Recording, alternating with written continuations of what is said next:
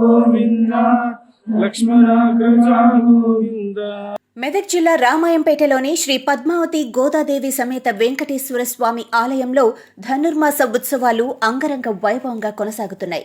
4వ రోజు స్వామివారికి వేద పండితులు, ఆలయ కమిటీ సభ్యుల ఆధ్వర్యంలో ఈరోజు పల్లకీ సేవ, పాసుర నివేదనము, ప్రత్యేక పూజా కార్యక్రమాలు నిర్వహించారు.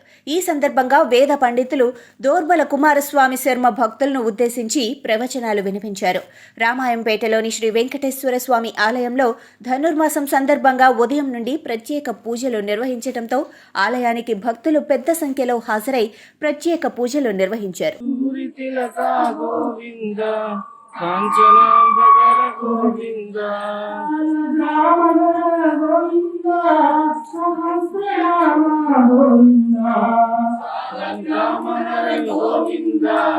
సహస్రనామ గోవింద.